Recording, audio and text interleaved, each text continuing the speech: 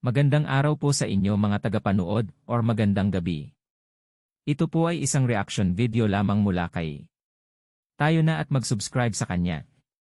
Pa-subscribe na rin po sa channel ko. Tara na at nang masimulan na natin.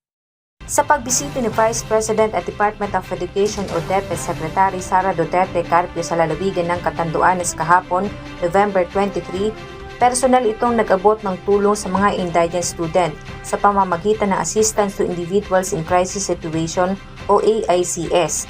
Batay sa datos ng ahensya, tinatayang mahigit 1,500 out-of-school youth ang nabigyan at 1,000 naman ang nakatanggap ng gift packs at 500 naman ang nakatanggap ng AICS mula sa iba't ibang bayan ng Catanduanes.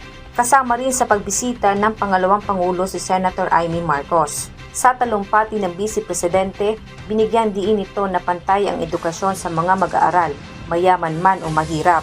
Kailangan po maintindihan ninyong lahat, lalong-lalo na sa ating mga kabataan, ang kahalagahan ng edukasyon sa inyong buhay.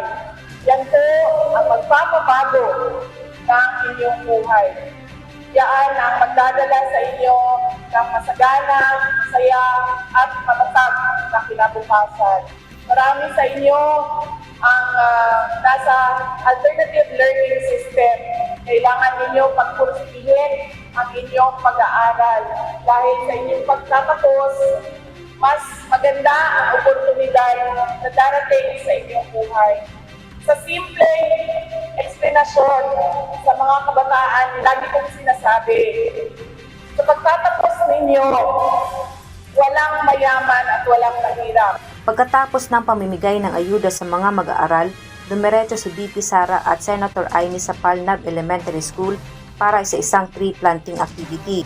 At sakay ng isang chopper, nagtungo ang dalawa sa Dorohian National High School para sa inaugurasyon ng Last Mile School Program. Diyos ang aming sandigan, serbisyo publiko ang aming pinahahalagahan. Mula dito sa Catanduanes, Lea Tañon, humahataw! Maraming salamat po. Huwag kalimutan mag-subscribe na po tayo kay.